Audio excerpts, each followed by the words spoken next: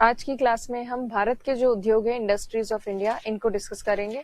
RS में अगर देखें तो ये प्री का टॉपिक है केवल, तो आपको मेन इंडस्ट्रीज कब स्थापित हुई थी, सबसे पहला प्लांट या संयंत्र कहाँ लगा था, कौन से वर्ष में लगा था, ये थोड़ा सा आपको ध्यान होना चाहिए। तो इतनी प्री की नॉलेज होगी वो काफी होगा। और यूपीएससी की अगर बात करें तो आपको बेसिक इंडस्ट्रीज कहाँ कहाँ है उसका एक बेसिक आइडिया होना चाहिए, क्योंकि डायरेक्टली आपसे ये तो नहीं पूछा जाता कि कौन सी इंडस्ट्री कहाँ है यूपीएससी के अंदर। आरपीएससी की बात नहीं कर रही, यूपीएससी में ये नहीं पूछा जाता कि कौन सी इंडस्ट्री कहाँ है, आपसे इनडायरेक्टली इंडस्ट्रियल लोकेशन के बारे में पूछा जाता है। जैसे लास्ट टाइम एक बार क्वेश्चन बना था कि रिफाइनरीज ज्यादा कोस्टल रीजन के पास ही क्यों है, तटवर्ती क्षेत्र के पास ही क्यों स्थापित की जाती है। इस तरह के क्वेश्चन जो है पूछे जाते हैं। तो इसीलिए दोनों के लिए ही, आरएस और आईएएस दोनों के लिए ही ये इंपॉर्टेंट है कि हम इंडस्ट्रीज ऑफ इंडिया डिस्कस करें। तो अब आरएस में केवल आरएस के स्टूडेंट्स को ओनली प्री के हिसाब से पढ़ना है, इसलिए ये काफी फैक्चुअल जाने वाला है ये वाला क्लास, बट फिर भी आपको बेसिक पॉइंट्स जो है वो थोड़े थोड़े याद रखने। अब देखिए इंडस्ट्रीज ऑफ इंडिया, भारत में अगर हम उद्योगों को देखें तो उद्योगों में 8 प्रमुख ऐसे उद्योग हैं जिनको भारत की इकोनॉमी का कोर माना जाता है, मतलब मेन इंडस्ट्रीज हैं जो कि इंडस्ट्रियल प्रोडक्शन को या औद्योगिक जो उत्पादन होता है उसको बहुत बड़े स्तर पर प्रभावित करती हैं।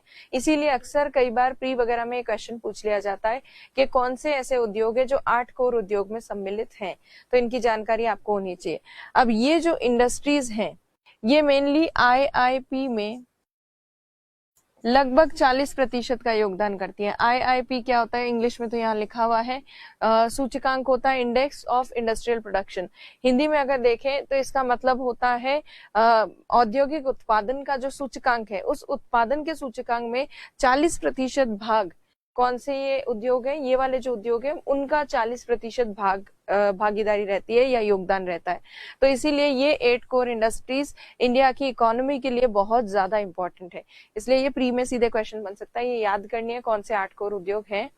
तो कोयला, क्रूड ऑयल मतलब कच्चा तेल, प्राकृतिक गैस नेचुरल गैस, रिफाइनरीज या ऑयल रिफाइनरी भी लिख सकते हैं यहाँ पर, शोधनशाला, उर्वरक fertilisers, steel industry, cement industry और इलेक्ट्रिसिटी। तो ये मेन 8 कोर इंडस्ट्रीज हैं, इनके नाम याद होने चाहिए, प्री में क्वेश्चन आ सकता है।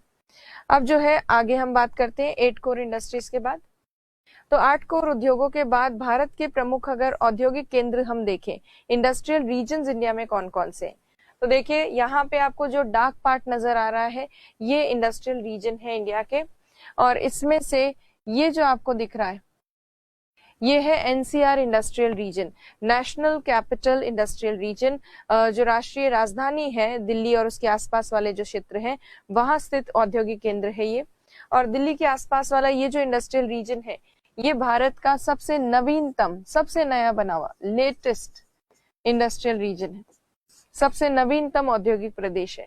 और आपको पता है इसके आसपास यूपी से, पंजाब से, हरियाणा से काफी कृषि उत्पाद आते हैं, एग्रीकल्चर प्रोडक्ट्स आते हैं। इसीलिए इस इंडस्ट्री में मेनली कृषि आधारित उद्योग काफी ज्यादा है। कृषि आधारित उद्योग या एग्रीकल्चर मार्केट वगैरह जो है आसपास के क्षेत्रों से कृषि उत्पाद आते हैं यहाँ पे बिकने के लिए, तो ये वाला एरिया इसके लिए भी जाना जाता है। तो एग्रीकल्चर के लिए इम्पोर्टेंट है। कृषि के अलावा ये कैपिटल है इंडिया का, कैपिटल रीजन में कई सारी आईटी सेक्टर की कई सारी जो इंडस्ट्रीज है वो स्थापित है।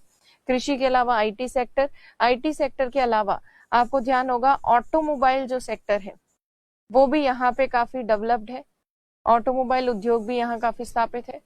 आपको याद होगा बहुत पहले मारुति का जो यहाँ पे इंडस्ट्री है या उसमें कुछ वर्कर्स ने स्ट्राइक किया था और वो सब किया था, तो उससे आपको पता चलता है कि मारुति वगैरह के प्लांट्स जो हैं वो यहाँ पर स्थापित है, संयंत्र यहाँ स्थापित है। तो ऑटोमोबाइल के लिए भी जाना जाता है ये वाला क्षेत्र। तो ये सबसे नया प्रदेश है जो कृषि, आईटी सेक्टर और उसके साथ साथ ऑटोमोबाइल के लिए जाना जाता है। अब देखिए इसका नाम, तो देखिए नवीनतम एनसीआर क्षेत्र नवीनतम औद्योगिक केंद्र है, कृषि, आईटी और ऑटोमोबाइल के लिए फेमस है। नेक्स्ट जो इंडस्ट्रियल रीजन है वो है ये गुजरात वाला, इसे कहते हैं अहमदाबाद वडोदरा इंडस्ट्रियल रीजन या औद्योगिक केंद्र।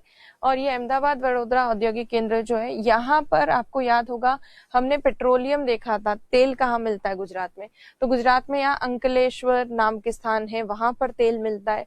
तो यहाँ पर तेल के कई सारे क्षेत्र हैं जहाँ से ऑयल निकलता है। इसी वजह से गुजरात में यहाँ पर कई सारी रिफाइनरीज वगैरह है। रिफाइनरीज मतलब तेल शोधन शालाएं यहाँ पर है, और इन तेल शोधन शालाओं के कारण जहां पे भी रिफाइनरी होती है उस रिफाइनरी के आसपास डेवलप होता है पेट्रोकेमिकल इंडस्ट्री, मतलब कुछ रासायनिक उद्योग विकसित होते हैं। तो गुजरात के इस भाग में पेट्रोकेमिकल इंडस्ट्रीज भी है स्थापित। उसके साथ साथ जब दिल्ली में प्रॉब्लम हुई प्लांट्स में, कई लेबर्स ने जो है हड़ताल की, कई सारे लैंड लॉस वगैरह जो मतलब वहां पे टैक्सेस वगैरह ज्यादा लगते हैं, और इसी वजह से गुजरात सरकार की फेवरेबल टैक्स पॉलिसीज आदि के कारण कई सारी ऑटोमोबाइल इंडस्ट्रीज ने अपने प्लांट जो है वो गुजरात में स्थापित किए। तो इसीलिए गुजरात जो है वो ऑटोमोबाइल इंडस्ट्री के लिए भी जाना जाता है, गुजरात वडोदरा वाला क्षेत्र। उसके साथ साथ गुजरात वाले क्षेत्र में कांच का उद्योग किया जाता है, ग्लास का या कांच का काम किया जाता है। तो ग्लास इंडस्ट्री या कांच का जो उद्योग है उसके लिए फेमस है गुजरात। और इस क्षेत्र में डायमंड कटिंग वगैरह भी काफी ज्यादा होती है। आपको पता होगा हीरे जो है वो बाहर से आते हैं, इंडिया में तो कम उत्पादित होते हैं, पर बाहर से हीरे आते हैं और हीरों को तराशा जाता है भारत में बड़े स्तर पर। तो इसीलिए डायमंड आदि के लिए भी फेमस है ये वाला इंडस्ट्रियल रीजन। तो ये मेन चीजें हैं यहाँ की।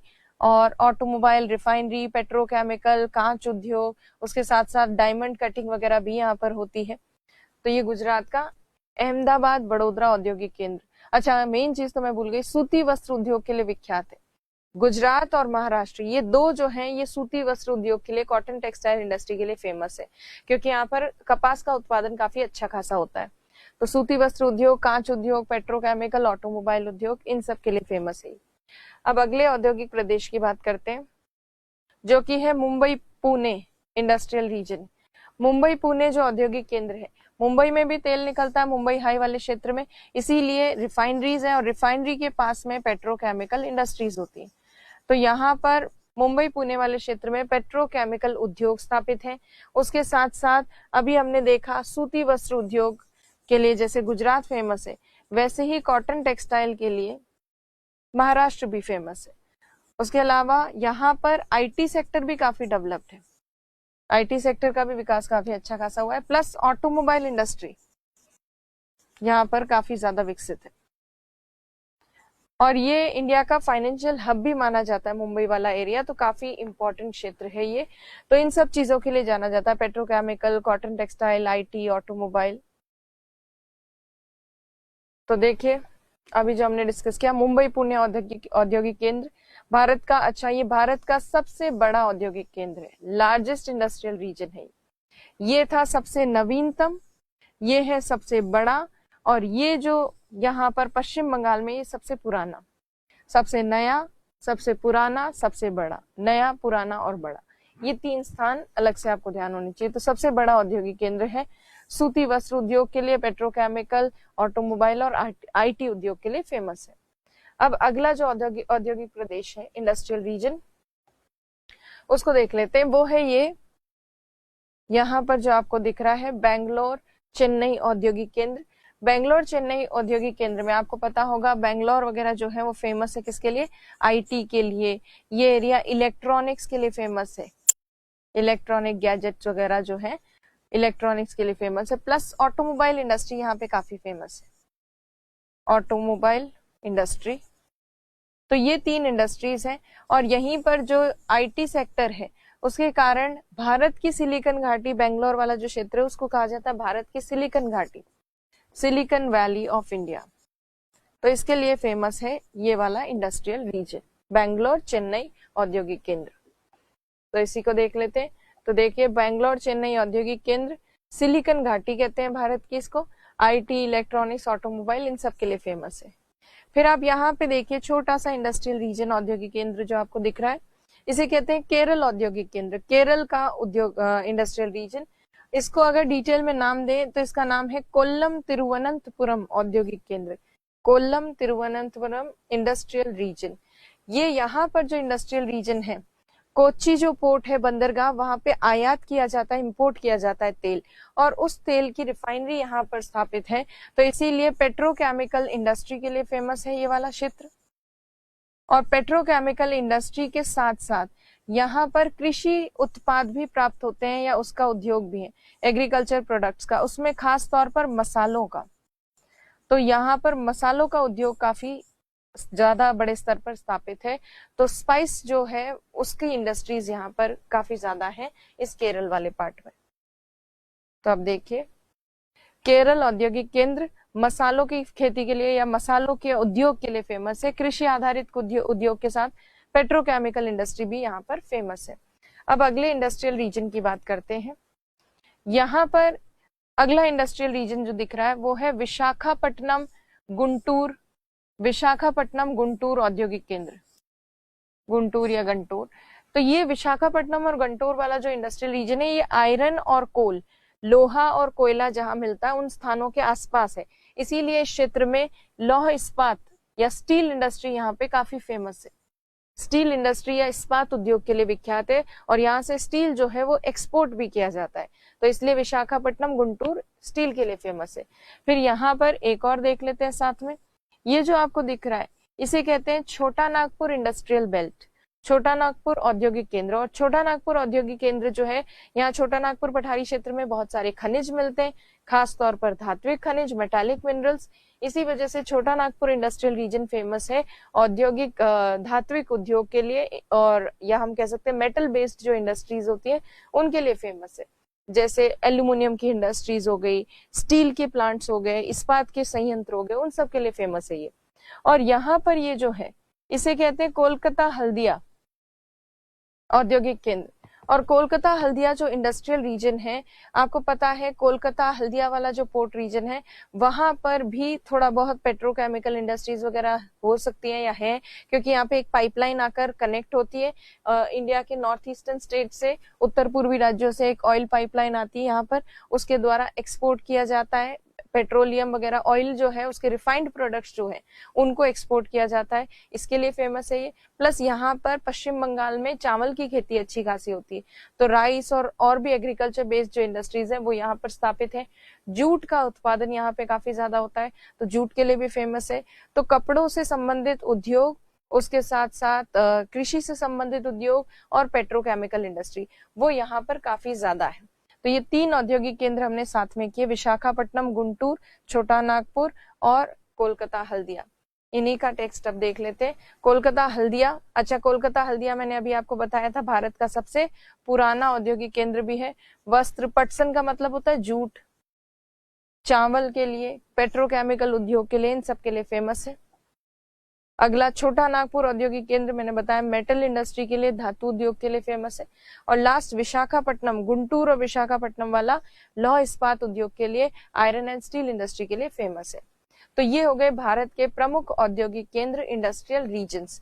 अब इंडस्ट्रियल रीजन्स हम देख चुके हैं, तो अब हम बात करेंगे सबसे पहली और मेजर इंडस्ट्री की, जो है स्टील इंडस्ट्री। भारत में ही नहीं किसी भी देश में अगर देखें तो स्टील इंडस्ट्री, इस्पात उद्योग पूरे उद्योगों का एक बैकबोन मानी जाती है, एक बेस माना जाता है, आधार माना जाता है। क्योंकि जिस कंट्री में स्टील इंडस्ट्री डेवलप्ड होती है उस कंट्री का विकास भी काफी ज्यादा होता है, क्योंकि बाकी सब जो इंडस्ट्रीज हैं उनमें कहीं ना कहीं इनके प्रोडक्ट्स को यूज किया जाता है, स्टील इंडस्ट्री से रिलेटेड जो उत्पाद प्राप्त होते हैं उनका उपयोग किया जाता है, इसलिए काफी इंपॉर्टेंट इंडस्ट्री है ये। अब ये इंडस्ट्री कब डेवलप हुई, कब हम इसको माने कि भारत में शुरुआत हुई, तो इस्पात उद्योग की शुरुआत भारत में 1870 से ही हो गई, 1870 से ही, जब पश्चिम बंगाल में, वेस्ट बंगाल में कुल्टी नामक स्थान पर, पश्चिम बंगाल में कुल्टी नाम का एक स्थान है, इस कुल्टी नामक स्थान पर पहला स्टील प्लांट स्थापित हुआ। उसके साथ ही 1970 में ही स्टील उद्योग की शुरुआत हो गई भारत में। और इस कुल्टी नामक प्लांट में जो प्रोडक्शन है, उत्पादन, वो शुरू हुआ 1874 में। तो इसीलिए इंडस्ट्री जो स्टील वाली स्टार्ट हुई वो यहाँ से हुई। आपसे क्वेश्चन इसी में से पूछा जा सकता है कि भारत में इस्पात उद्योग की शुरुआत कहाँ से मानी जाती है, तो कुल्टी जो प्लांट है वहां से मानी जाती है शुरुआत, और 1870 में स्थापित हुआ था और 1874 में इसमें प्रोडक्शन स्टार्ट हुआ था। कई जगह कुछ किताबों में आप कुल्टी का जो स्थापना का जो वर्ष है वो आपको 1874 लिखा हुआ दिखेगा, क्योंकि वो प्रोडक्शन जब से स्टार्ट हुआ तब से ही प्लांट को बना हुआ मान रहे। तो आप 1874 आए चाहे 1870 आए, दोनों में से जो ज्यादा क्लोज हो वो आपको टिक करना है। वैसे 1870 में स्थापित हुई थी, 74 में प्रोडक्शन उत्पादन शुरू हुआ था। उसके बाद कई सारे स्टील प्लांट्स धीरे धीरे भारत में स्थापित होने लगे। टिस्को की स्थापना हुई, Tata iron and steel company की। इसको की स्थापना हुई, Indian iron and steel company की। उसके साथ साथ विस्को की स्थापना हुई, Visvesvaraya iron and steel company की। तो इन आयरन एंड स्टील कंपनीज की स्थापना कहाँ कहाँ हुई, बस उनको आपको ध्यान रखना है ताकि प्री में कोई क्वेश्चन आए आप डील कर सके। तो अच्छा, ये जो है कुल्टी वाला जो मैंने प्लांट बताया, कुल्टी वाले प्लांट की स्थापना सफल रही, इसीलिए उसी को आयरन एंड स्टील इंडस्ट्री का मेन जो है स्टार्टिंग पॉइंट माना जाता है। इससे पहले एक असफल प्रयास हुआ था, और वो असफल प्रयास कहाँ हुआ? पोर्टो नोवो, तमिलनाडु में, और 1830 में हुआ था ये असफल प्रयास। इस समय ज्यादा सफलता नहीं मिली, स्टील प्लांट ढंग से स्टार्ट नहीं हो पाया, चालू भी नहीं हुआ, इसीलिए ये सिर्फ भूला बिसरा नाम है। तो इसको थोड़ा सा देख लीजिए, जानकारी होनी चाहिए। बट वास्तविकता में स्टील इंडस्ट्री की शुरुआत मानी जाती है कुल्टी से। तो ये असफल प्रयास के बाद देखिए 1870 में बराकर नाम की नदी, हमने की थी इंडियन ज्योग्राफी में, छोटा नागपुर पठारी क्षेत्र के आगे से होकर जाती है बंगाल में, किनारे पर बंगाल में बंगाल आयरन वर्क्स कंपनी नाम की एक कंपनी ने, बंगाल आयरन वर्क्स, इस कंपनी ने कुल्टी नामक स्थान पर पश्चिम बंगाल में एक संयंत्र मतलब प्लांट लगाया। और ये प्लांट जो है ये प्रथम सफल प्रयास था, इसलिए स्टील इंडस्ट्री की शुरुआत यहीं से मेनली मानी जाती है। और कुल्टी संयंत्र में उत्पादन कब से चालू हुआ? 1874 से प्रोडक्शन स्टार्ट हो गया। और किसने स्थापना की वो भी आप नाम थोड़ा सा देख सकते हैं, ताकि प्री में कोई आए क्वेश्चंस तो आप डील कर सके। जेम्स अर्स्किन जो है, इसका नाम है जेम्स अर्स्किन, और ये बंगाल आयरन वर्क्स कंपनी द्वारा स्थापित किया गया था प्लांट। आगे चल के क्या हुआ इस कुल्टी प्लांट का? तो देखिए यहाँ पे इसमें बहुत अच्छा खासा उत्पादन हो रहा था, और बाद में आगे चल के भविष्य में क्या किया गया, इस कुल्टी वाले प्लांट को, इसको जो आगे हम पढ़ेंगे, इसको कंपनी में मर्ज कर दिया गया। बंगाल आयरन वर्क्स कंपनी रही नहीं आगे चल के, तो उसको जो है मर्ज कर दिया गया इसको नाम की कंपनी में।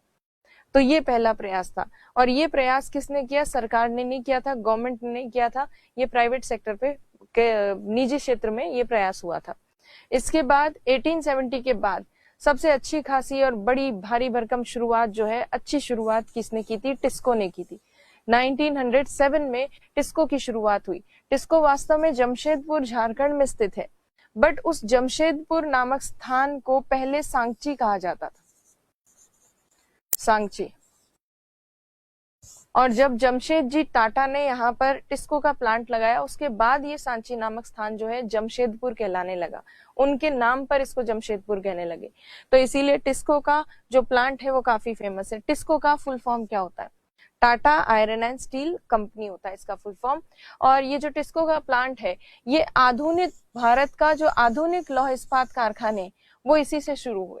1870 से भले ही शुरुआत हो गई हो, बट 1907 से जो 7 सेल जो मॉडर्न टेक्निक्स पर बेस्ड जो स्टील प्लांट स्थापित हुए वो टिस्को के द्वारा हुए। तो आधुनिक इस्पात उद्योग की स्थापना का श्रेय दिया जाता है टिस्को को और जमशेदजी टाटा को। और अगर हम देखें वास्तविक जो स्टील इंडस्ट्री वो स्टार्ट हुई थी कुल्टी से, जो कि बंगाल आयरन वर्क्स ने स्थापित की थी एक कंपनी ने। तो ये हिस्ट्री है इसकी। इसके अलावा 1907 के बाद 1919 और 1819 के आसपास, कई जगह 18 लिखा होता है, कई जगह 19, इसलिए दोनों को ही यहाँ पे हमने कंसिडर कर लिया है। तो 1819 में यहाँ बर्नपुर नाम का स्थान है पश्चिम बंगाल में। उस बर्नपुर नामक स्थान पर इसको की स्थापना हुई। इसको का मतलब Indian iron and steel company. और इसको की स्थापना जब बर्नपुर में हुई, उसके बाद 1918 के बाद काफी समय बाद 1952 में 3 प्लांट्स को मिला दिया गया। ये 3 प्लांट्स को मर्ज इसलिए किया गया क्योंकि तीनों प्लांट्स जो है पश्चिम बंगाल में आसनसोल नाम का एक शहर है उसके आसपास ही स्थित थे। बर्नपुर कुल्टी और कुल्टी के साथ साथ हीरापुर जो है ये स्थान आसपास ही स्थित थे, इसलिए तीनों को मर्ज करके डाल दिया गया, किसमें, इसको में सम्मिलित कर दिया गया और तीनों जो है इसको का पार्ट बन गए 1952 में। तो 1952 में बर्नपुर, हीरापुर और कुल्टी, इनके संयंत्र मतलब प्लांट्स को विलय कर दिया गया इसको के अंदर। और ये जो है हीरापुर, आपको कुल्टी तो पता है कि बंगाल आयरन वर्क्स नाम की कंपनी ने खोला था 1817 में। बर्नपुर आपको पता है कि इसको ने खुद ने बनाया था बर्नपुर वाला प्लांट। अब ये जो है हीरापुर वाला प्लांट कहाँ से आ गया, तो हीरापुर वाला प्लांट बनाया था एक और अन्य कंपनी ने जो कि ज्यादा फेमस नहीं है, और इस अन्य कंपनी ने 1909 में 1909 में ये प्लांट बनाया था। इस कंपनी का नाम है steel corporation of Bengal. Steel corporation of Bengal ने जो स्थापित किया था हीरापुर वाला प्लांट, वो भी आगे चलकर किसका पार्ट बन गया, इसको का पार्ट बन गया। तो इसको में मर्जर हुआ 3 प्लांट्स का 1952 में। उसके बाद मर्जर के बाद, ये मर्जर करने के पीछे रीजन, आसनसोल नाम का जो बंगाल में शहर है उसके आसपास ही स्थित है ये तीनों प्लांट्स। और आगे चल के इसको को 1976 में इसको को नेशनलाइज कर दिया गया। हालांकि नेशनलाइजेशन का जो प्रोसेस है वो प्रभावी रूप से स्टार्ट हुआ केवल 2005 में।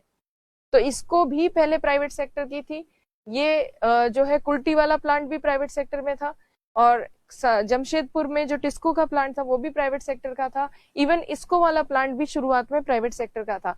आगे चलकर इसका राष्ट्रीयकरण किया गया, गवर्नमेंट ने उसको ले लिया, अंडरटेक कर लिया। और गवर्नमेंट ने जब स्टार्ट किया प्रोसेस, तो एमओयू वगैरह साइन तो हो गए थे 1976 में, बट वो प्रभावी कब से हुआ, 2005 से हुआ। तो ये कुछ प्रमुख प्लांट्स हैं। अब अभी तक हमने जो प्लांट्स किए हैं कौन कौन से हैं, एक तो कुल्टी जो वेस्ट बंगाल में है, टिस्को, इसको, और टिस्को इसको के बाद एक और प्लांट स्थापित हुआ जिसका नाम है विस्को। अब विस्को प्लांट जो है ये भद्रावती, कर्नाटक में भद्रावती नाम का स्थान है, वहां पर इसकी स्थापना हुई। और विस्को का फुल फॉर्म जो है, उसका फुल फॉर्म है Visvesvaraya iron and steel company. इस Visvesvaraya iron and steel company का पहले नाम था Mysore iron and steel company. तो ये आयरन एंड स्टील कंपनी की स्थापना हुई, और ये जो है ये पहली पूर्ण रूप से सार्वजनिक या पब्लिक सेक्टर की जो कंपनी है वो ये थी। इससे पहले सारी प्राइवेट सेक्टर की थी, ये पहली पब्लिक सेक्टर की कंपनी थी जो गवर्नमेंट के द्वारा डाली गई। तो पहली सार्वजनिक संयंत्र जो है, फर्स्ट पब्लिक जो प्लांट है वो ये वाला था, विस्को वाला। टिस्को भी प्राइवेट था, इसको भी प्राइवेट था, कुल्टी भी प्राइवेट था। ये फर्स्ट जो है पब्लिक सेक्टर का प्लांट स्थापित हुआ था। तो ये इंपॉर्टेंट है, ये क्वेश्चन बन जाता है प्री में कि पहला कौन सा था पब्लिक सेक्टर का, और स्टील उद्योग की जो स्थापना है वो कब से मानी जाती है, और जमशेदपुर का पुराना नाम क्या था। और आपसे पूछा जा सकता है आधुनिक लौह इस्पात कारखानों की शुरुआत कहाँ से हुई।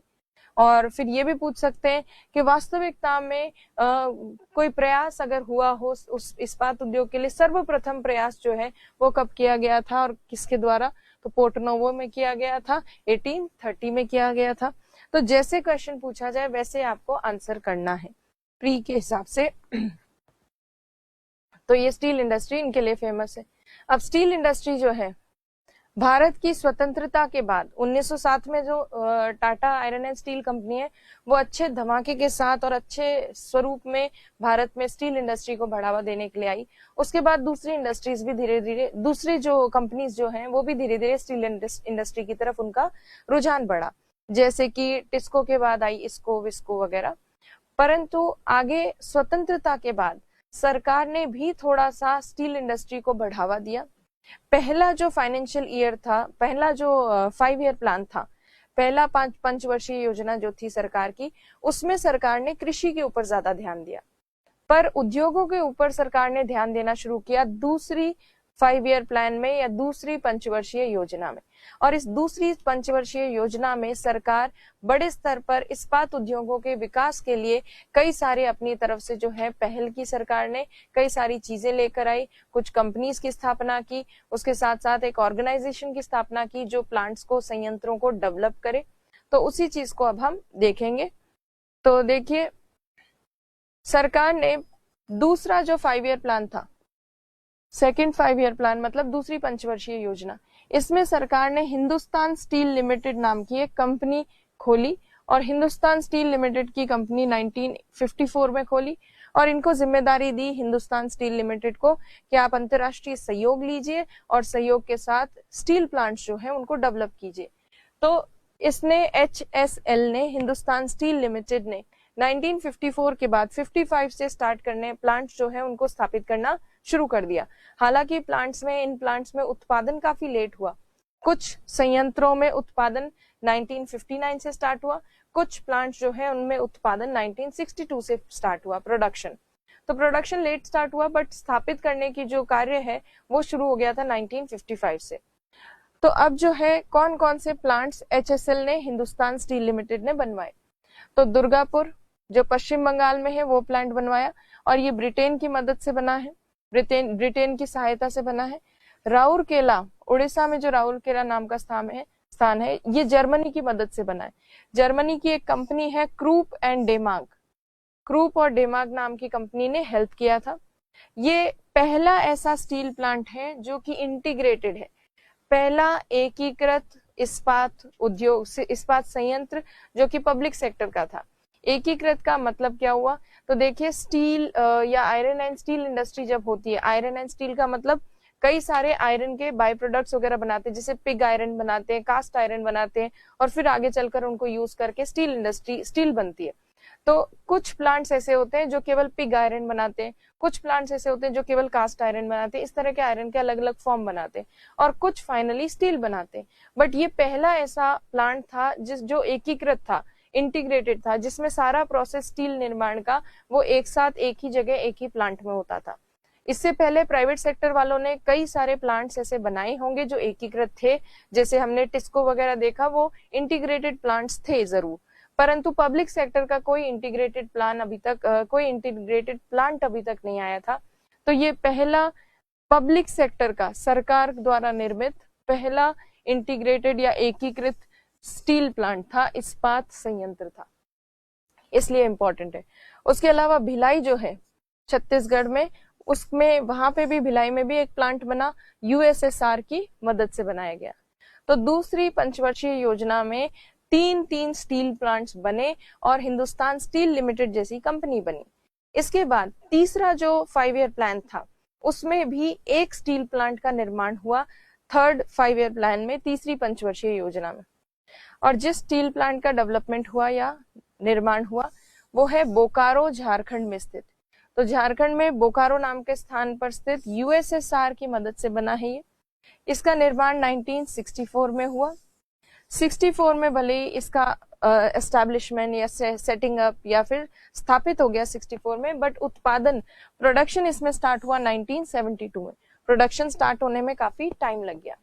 और ये जो प्लांट है ये माना जाता है कि भारत का स्वनिर्मित प्लांट, या फिर हम कह सकते हैं क्या कहते हैं, इंडिजिनस प्लांट, मतलब घरेलू स्तर पर जो तकनीक यूज करके प्लांट बनाया जाता है वो प्लांट भारत का पहला यही माना जाता है। हालांकि इसमें हमने USSR की मदद जरूर ली थी, बट इसमें कई सारे प्रोडक्ट्स या कई सारा चीजें ऐसी थी जो कि इंडिया में खुद में बनी थी इस प्लांट के निर्माण के लिए। तो इंडिया की ही काफी सारी मशीनरी वगैरह का यूज करके और इस प्लांट को स्थापित किया गया था, इसीलिए इसको भारत का पहला इंडिजिनस या स्वनिर्मित या स्व तकनीक पर निर्मित प्लांट माना जाता है। हालांकि पूर्ण रूप से ये स्वनिर्मित नहीं था क्योंकि इसमें थोड़ी मदद USSR की ली थी, बट ज्यादातर 80-90% आप कह सकते हैं कि भारत के उत्पाद ही, इंडिया के प्रोडक्ट्स ही यूज किए गए थे। तो it is considered as India's first indigenous मतलब घरेलू तकनीक से बना steel plant, build with maximum indigenous content, मतलब अधिकतम उत्पाद जो उपयोग में लिए गए वो भारत के थे, जैसे इक्विपमेंट्स वगैरह, material, know how, knowledge, technology, सब मोस्टली ज्यादातर इंडिया की यूज हुई थी। अब थर्ड 5 ईयर प्लान के बाद फोर्थ 5 ईयर प्लान जो है, चौथी पंचवर्षीय योजना।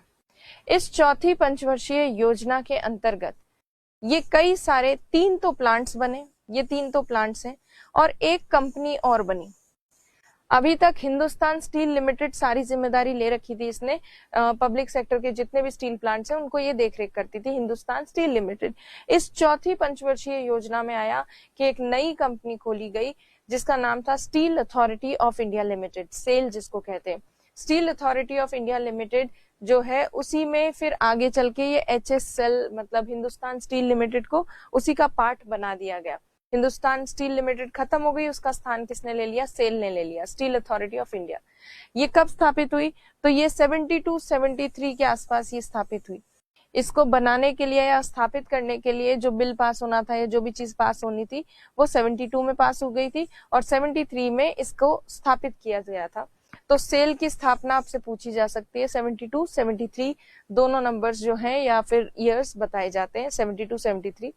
इसके अलावा सेल जो है उसको जिम्मेदारी दी गई कि प्राइवेट सेक्टर के पब्लिक सेक्टर के जितने भी स्टील प्लांट्स हैं वो सेल उनकी देखरेख करेगी। तो सेल ने जितने भी पब्लिक सेक्टर के थे ये स्टील प्लांट्स, दुर्गापुर, राउरकेला, भिलाई, बोकारो, सबको अपने अंडर ले लिया और उनका कंट्रोल अपने पास लेकर और उनका जो उत्पादन है स्टील उत्पादन उनकी देखरेख की।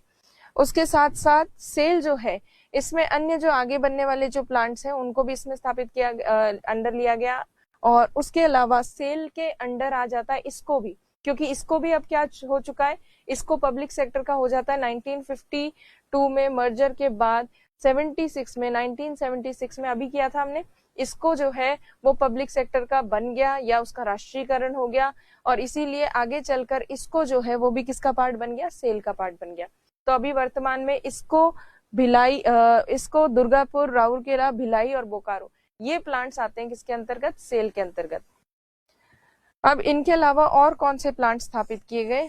तो तमिलनाडु में सेलम नाम का स्थान है, वहां पे एक प्लांट स्थापित किया गया 1972 में और उसमें उत्पादन बहुत लेट शुरू हुआ, 10 साल के बाद 1982 में यहाँ प्रोडक्शन शुरू हुआ। विजयनगर जो है कर्नाटक में, यहाँ एक प्राइवेट कंपनी ने जिसका नाम है Jindal steel works, Jindal steel work ने एक प्लांट लगाया 1994 में। विजयनगर में जिंदल स्टील वर्क ने प्लांट लगाया, प्राइवेट सेक्टर की है। और जिंदल स्टील वर्क जो है इसमें जब शेयर्स वगैरह इशू कर देते हैं तो वो काफी जो है उसकी शेयर डिस्ट्रीब्यूट होने से वो भी क्या बन जाती है? पब्लिक सेक्टर की बन जाती है। तो थी स्टार्टिंग में प्राइवेट सेक्टर की, बट इसके भी शेयर्स वगैरह बिकते हैं। विशाखापट्टनम जो है आंध्र प्रदेश में, विशाखापट्टनम में भी एक प्लांट स्थापित हुआ 1971 में, लगभग सेलम का जो प्लांट बना था उसी के आसपास। और ये जो है ये राष्ट्रीय RINL के अंतर्गत आता है। शुरू में ये सेल के अंडर रखा गया था विशाखापट्टनम वाला प्लांट, बाद में RINL के अंतर्गत उसको डाल दिया गया। RINL की स्थापना हुई 1982 में, उसके बाद इस RINL के अंतर्गत आ जाता है विशाखापट्टनम वाला प्लांट। अभी RINL क्या है? राष्ट्रीय इस्पात निगम लिमिटेड। तो ये क्वेश्चन अक्सर बन जाता है प्री में कि निम्नलिखित में से सेल के अंतर्गत कौन कौन से स्टील प्लांट है। तो ये RINL के अंतर्गत है विशाखापट्टनम वाला। बाकी प्लांट्स जो हैं फिर भी सेल के अंडर आते हैं, पर विशाखापट्टनम वाला प्लांट सेल के अंतर्गत नहीं आता, वो राष्ट्रीय इस्पात निगम लिमिटेड के अंतर्गत आता है विशाखापट्टनम वाला। तो याद रखिएगा। तो विशाखापट्टनम वाला प्लांट 1971 में बना, RINL की स्थापना हुई 1982 में और प्रोडक्शन इसमें स्टार्ट हुआ 1992 में। उत्पादन जो है विशाखापट्टनम में 1992 में स्थापित हुआ। अभी तक जितने भी इंडस्ट्रीज थी स्टील की वो अंदर कोयले और लौह इस्पात, आयरन जो मिलता है, आयरन और लोहा और कोयला जहां मिलता है उसी के आसपास स्टील इंडस्ट्री स्थापित थी, जितनी भी मोस्टली अंदर की तरफ थी। अब विशाखापट्टनम वाला जब प्लांट स्थापित हुआ तो एक नया ट्रेंड देखने को मिला जिसमें कोस्टल रीजन पे, तटवर्ती क्षेत्र में स्टील का उत्पादन या स्टील का संयंत्र स्थापित किया गया, क्योंकि इससे आसान रहता है स्टील को प्रोड्यूस करने के बाद एक्सपोर्ट करना इजी रहता है। कोई कच्चा माल आप बाहर से मंगा रहे हैं तो उसको इंपोर्ट करना आसान होता है। तो इसीलिए पहले जो प्लांट्स थे, संयंत्र थे, वो कोयले या लोहे के जो भंडार है उनके पास स्थापित होते थे। अब नया ट्रेंड क्या है? कोस्टल रीजन पे स्थापित करते हैं प्लांट्स को, तटवर्ती क्षेत्र में, ताकि इंपोर्ट एक्सपोर्ट में दिक्कत ना हो। तो ये चीज जो है ये आपको ध्यान रखनी है विशाखापट्टनम वाली। अब इसके बाद भारत में 4 प्रमुख हम जो लौह इस्पात है उसके 4 प्रमुख क्षेत्रों को डिफाइन कर सकते हैं। 4 जो मेजर रीजन्स हैं इसके स्टील इंडस्ट्री के। एक तो कोयले के भंडार के पास, कोल रिजर्व्स के पास, दूसरा आयरन के रिजर्व्स के पास, लौह अयस्क के भंडारों के पास, तीसरा जो है ऐसे प्लांट्स जो कोयले प्लस लोहे दोनों के पास स्थापित हो, मतलब दोनों के बीच में कहीं लोकेटेड हो। और तीसरा तटीय। तटीय तो अभी हमने देखा विशाखापट्टनम, जो किसके अंतर्गत आता है, राष्ट्रीय इस्पात निगम लिमिटेड के अंतर्गत आता है, तो वो इसमें है तटीय क्षेत्र में। कोयले के भंडार के पास कौन कौन से स्थापित है, बंडपुर, हीरापुर, कुल्टी। बंडपुर, हीरापुर, कुल्टी, ये तीनों किसमें, पश्चिम बंगाल में। दुर्गापुर भी पश्चिम बंगाल में, और बोकारो। तो इन सब स्थानों में जो प्लांट्स हैं वो मोस्टली आपको कोयले के भंडार के पास मिलेंगे। लोहे के भंडार के पास है भिलाई, राउरकेला, भद्रावती, सेलम या सलेम और विजयनगर वाले प्लांट्स। और ऐसा प्लांट जो कोयले और लोहे दोनों के बीच में स्थित है वो है टिस्को। देखिए Tata iron and steel industry ने इतने सालों पहले कितना स्मार्टली डिसीजन लेके दोनों के भंडारों के बीच में अपनी कंपनी को स्थापित किया। और ये जो है कोयले की जरूरत क्यों होती है, तो देखिए इस्पात उद्योग, स्टील इंडस्ट्री में तो लोहा तो चाहिए, और कोयले का उपयोग किया जाता है धातु को गलाने के लिए, शुद्धिकरण आदि के लिए, इसलिए कोयला भी चाहिए होता है स्टील इंडस्ट्री में। चूने की आवश्यकता भी होती है, लाइम भी एक रॉ मटेरियल के जैसे यूज होता है स्टील इंडस्ट्री में। कोकिंग कोयले का इसमें स्टील इंडस्ट्री में यूज होता है। और कोकिंग कोयला हम पढ़ चुके हैं कि भारत में ज्यादा कोकिंग कोयले का उत्पादन नहीं होता, हमें बाहर से मंगवाना पड़ता है। इसीलिए अभी कुछ समय पहले इंडिया की जो स्टील सेक्टर है या स्टील इंडस्ट्री है उसमें प्रोडक्शन तो बहुत बड़े स्तर पर हो रहा है, उत्पादन बहुत उच्च है, परंतु हमारे यहाँ के भारत के स्टील की मांग अंतर्राष्ट्रीय स्तर पे और राष्ट्रीय स्तर पे बहुत कम हो गई है। नेशनल और इंटरनेशनल लेवल पे इंडिया के स्टील की डिमांड काफी कम हो गई है।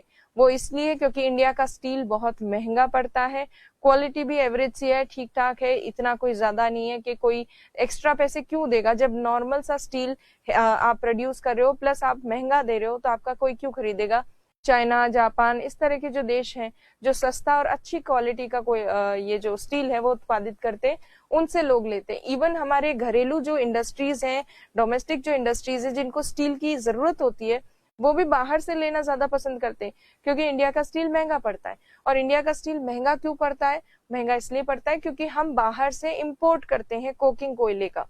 कोकिंग कोयला बाहर से अगर हम ना लाएं तो कच्चे माल में जो हमारा पैसा वेस्ट, मतलब कच्चे माल के इंपोर्ट में जो पैसा लग रहा है एक्स्ट्रा, उसकी वजह से कॉस्टिंग थोड़ी कम हो जाएगी अगर घरेलू स्तर पे ही कोकिंग कोयला बनाएंगे, क्योंकि इंपोर्टेड चीज में कस्टम ड्यूटीज वगैरह काफी सारी चीजें लगती है।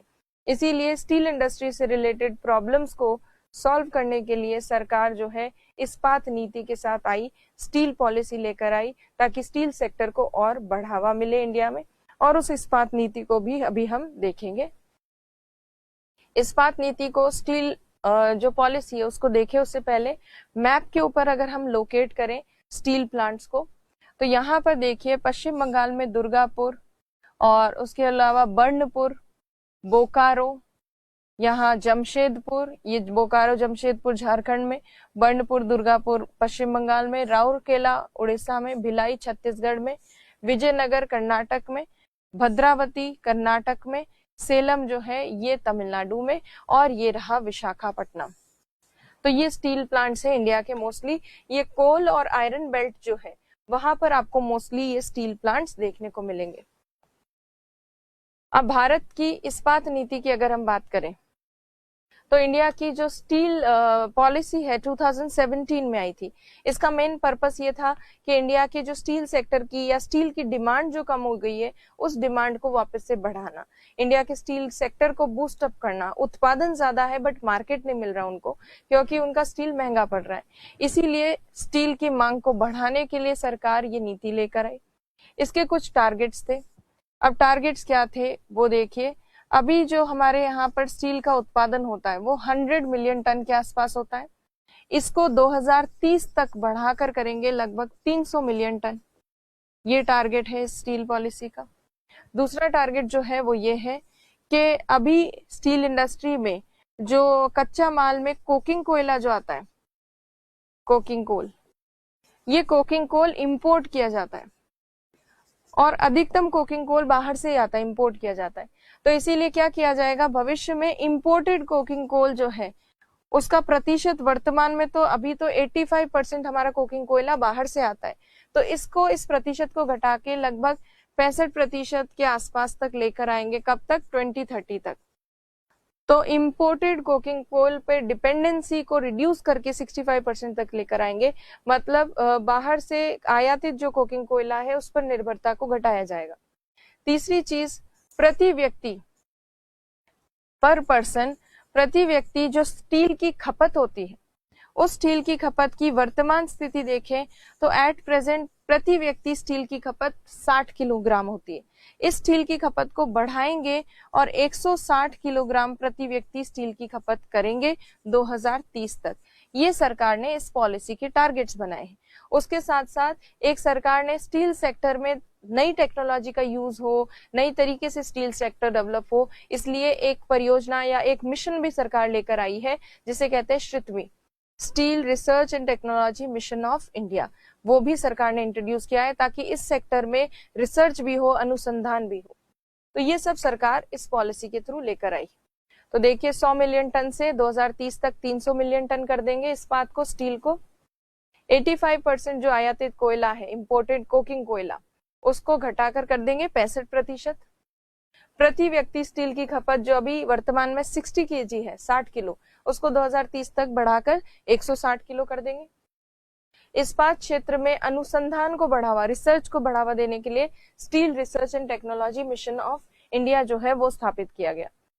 तो अब काफी कुछ गवर्नमेंट ने किया है ताकि स्टील सेक्टर डेवलप हो सके। और जिस तरह से हमने खनिजों में सबसे महत्वपूर्ण खनिज कौन सा देखा था, लोहा, आयरन ओर, तो आयरन ओर के जैसे ही स्टील सेक्टर जो है, इंडस्ट्रीज में सबसे इंपॉर्टेंट इंडस्ट्री कौन सी है, स्टील। इसीलिए इससे रिलेटेड क्वेश्चंस काफी ज्यादा बनते हैं, तो आप इसको बहुत बहुत ढंग से तैयार कीजिए और लर्न कीजिए इसको। अब अगर इसमें देखें, आपने ये पॉइंट देखा होगा कि प्रति व्यक्ति खपत 60 किलो है अभी स्टील की, इसको बढ़ाकर 160 किलो करेंगे। खपत को कैसे बढ़ाया जा सकता है? अब कोई स्टील हम खाने में तो खाते नहीं है, तो हम स्टील यूज कैसे करते हैं? हम आम आदमी की लाइफ में स्टील कैसे हमारी लाइफ का पार्ट है? तो जो भी हम मशीन्स वगैरह यूज करते हैं, जो भी चीजें टेक्निकली एडवांस यूज कर रहे हैं, उनमें कहीं ना कहीं कुछ ना कुछ तरीके से स्टील का यूज होता ही है। जैसे कि वॉशिंग मशीन्स का यूज और भी कई सारी चीजों का यूज, ये जो हाई टेक्नोलॉजी है इसका यूज, बर्तन धोने की जो मशीन होती है, डिश वॉशर्स वगैरह, उन सब का यूज, ये सब चीजें अगर बढ़ेगी तो स्टील की मांग बढ़ेगी। उन सब की अगर लोग जो है उन सब चीजों की डिमांड करेंगे तो स्टील की डिमांड बढ़ेगी, तो स्टील सेक्टर जो है वो ऊपर जाएगा। पर क्या लोगों की डिमांड्स इस तरह से बढ़ पाएंगी? तो उसके लिए सरकार को बड़े स्तर पर आर्थिक उन्नति की ओर जाना पड़ेगा, क्योंकि लोगों की जेब में पैसा भी तो होना चाहिए स्टील की खपत करने के लिए। तो इसलिए सरकार का उद्देश्य काफी ऊंचा है और सरकार का टारगेट ये है कि सबकी लाइफस्टाइल को इम्प्रूव करना, लोगों की लाइफस्टाइल को इम्प्रूव करना। वॉशिंग मशीन का यूज करें लोग, लॉन्ड्रीज का यूज करें, उसके साथ साथ डिश वॉशिंग मशीन का यूज करें, मशीन वगैरह जो है उनकी लाइफ का पार्ट हो, और उसी की वजह से स्टील सेक्टर जो है उसको बढ़ोतरी भी मिलेगी। इंडिया जो है वो डेवलप्ड कंट्री की ओर जाएगा, क्योंकि विकसित देशों में ये सारी चीजें मशीनों द्वारा की जाती है। तो इसीलिए स्टील इंडस्ट्री और को बढ़ावा देने के साथ साथ लाइफस्टाइल को भी बढ़ावा देंगे, और लाइफस्टाइल को और इम्प्रूव करने का सरकार का टारगेट भी है। तो अब देखते हैं ये स्टील के जो टारगेट सरकार ने सेट किए हैं वो कब तक सरकार जो है वो पूरा कर पाती है। अब इसमें अगर हम देखें अन्य उद्योग, तो ये एल्यूमिनियम इंडस्ट्री भी हम यहाँ पे डिस्कस कर लेते हैं। तो देखिए एल्यूमिनियम इंडस्ट्री जो है स्टील इंडस्ट्री के बाद भारत का दूसरा सबसे बड़ा धातु उद्योग है, सेकेंड लार्जेस्ट मेटल इंडस्ट्री है। और ये जो एल्यूमिनियम है ये प्राप्त किससे होता है? बॉक्साइट से प्राप्त होता है। तो जहां पर बॉक्साइट के भंडार ज्यादा मिलते हैं वहां पर ये ज्यादा स्थापित की जाती है एल्यूमिनियम इंडस्ट्री। पर बॉक्साइट के अलावा, कच्चा माल है बॉक्साइट, उसके अलावा भी इस उद्योग को कुछ चीजें चाहिए होती है। जैसे इस इंडस्ट्री में बिजली की खपत बहुत ज्यादा होती है, इसलिए जहां पर बिजली उपलब्ध होती है सस्ते दामों में और उचित मात्रा में, वहां ये प्लांट स्थापित किए जाते हैं। अब सबसे पहला जो संयंत्र है एल्यूमिनियम उद्योग का की शुरुआत जो भारत में मानी जाती है 1937 से मानी जाती है, और पश्चिम बंगाल में 1937 में जेके नगर नामक स्थान पर एक एल्यूमिनियम प्लांट डेवलप हुआ था, जिसको कहते हैं एल्यूमिनियम कॉर्पोरेशन ऑफ इंडिया। तो ये प्लांट डेवलप किया था एल्यूमिनियम कॉर्पोरेशन ऑफ इंडिया ने, और 1942 में इसमें उत्पादन प्रोडक्शन शुरू हुआ था। इंग्लिश में इसको जेके नगर को ऐसे लिखते हैं, जेके नगर। तो ये आपको नाम का नाम ध्यान रखना, याद रखना, क्योंकि प्री में पूछा जा सकता है। तो एल्यूमिनियम इंडस्ट्री 1937 में डेवलप हुई थी, जेके नगर पश्चिम बंगाल में डेवलप हुई थी सबसे पहले। और इस इंडस्ट्री के डेवलप होने के बाद धीरे धीरे स्वतंत्रता के बाद, इंडिपेंडेंस के बाद बहुत सारी दूसरी इंडस्ट्रीज, बहुत सारी दूसरे प्लांट्स जो हैं एल्यूमिनियम के, उनका भी विकास भारत में तेजी से होने लगा। तो अब देखिए कौन कौन से प्लांट्स हैं और कहाँ कहाँ हैं।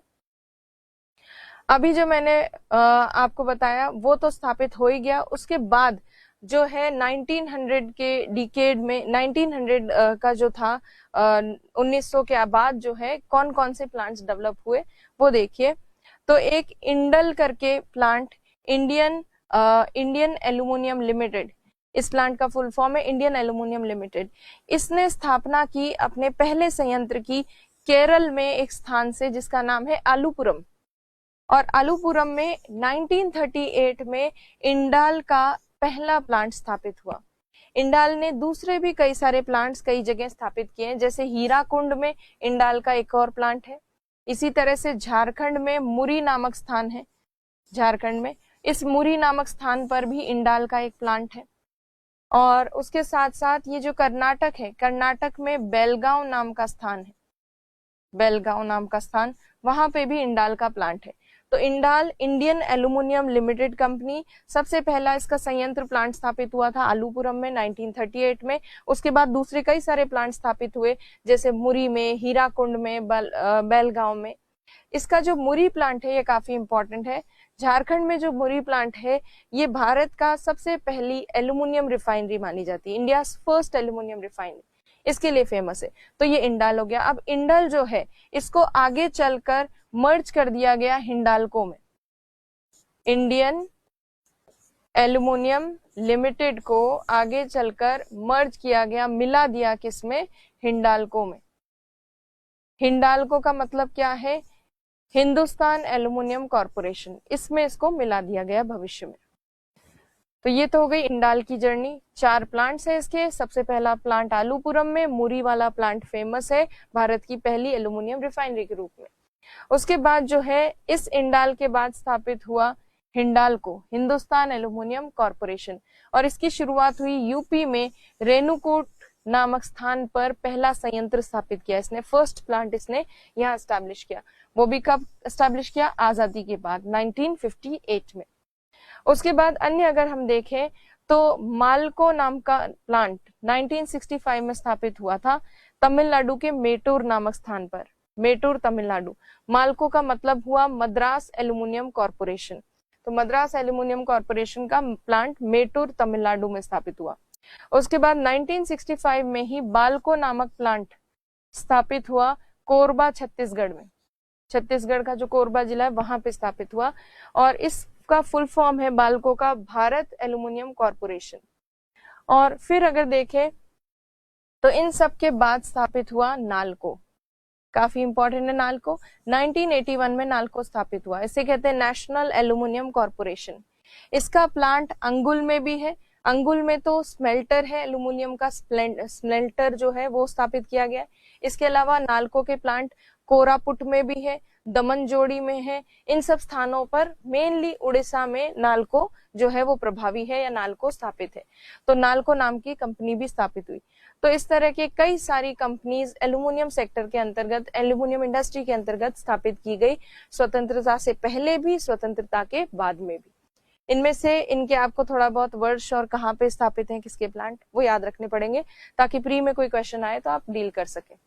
तो भारत में प्रमुख एल्यूमिनियम संयंत्र जो मैंने अभी आपको बताया वही Indal, Indian aluminium company limited, इसकी स्थापना ये निजी कंपनी के रूप में स्थापित हुई थी 1938 में, और आगे चलकर जो है 1944 में ये सार्वजनिक कंपनी बन गई 1944 में।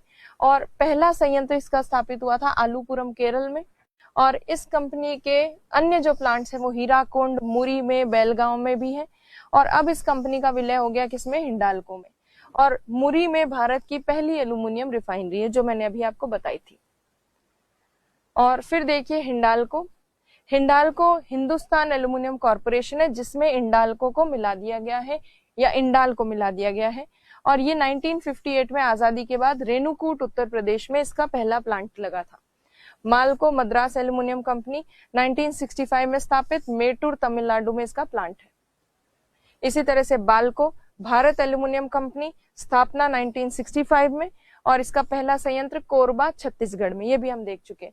अब बात करते हैं सबसे इंपॉर्टेंट और जिसकी काफी सारे प्लांट्स हैं, वो है नालको, नेशनल एल्यूमिनियम कंपनी, 1981 में स्थापित हुई थी, और कोरापुट जो उड़ीसा में है वहां पर इसका मेन प्लांट है, कोरापुट।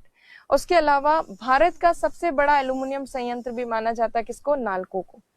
सबसे बड़े एल्यूमिनियम प्लांट जो नालको के हैं वो कोरापुट में उड़ीसा में स्थित है, भारत का, इंडिया का लार्जेस्ट एल्यूमिनियम प्लांट। इसके अलावा दमन जोड़ी में इसकी एल्यूमिनियम रिफाइनरी है, और अंगुल नाम का जो जिला है वहां पर एल्यूमिनियम स्मेल्टर है। तो एल्यूमिनियम इंडस्ट्री में ये कुछ प्रमुख चीजें हैं। इसके बाद नेक्स्ट बहुत सारी इंडस्ट्रीज हैं, बट एक क्लास में इतनी सारी फैक्चुअल चीजें करेंगे तो आप कंफ्यूज हो जाएंगे। तो इसीलिए आज की क्लास में बस इन्हीं चीजों को आप रिवाइज कीजिए, बार बार याद कीजिए, ताकि आपको चीजें समझ में भी आए, याद भी हो, प्री में काम भी आ जाए।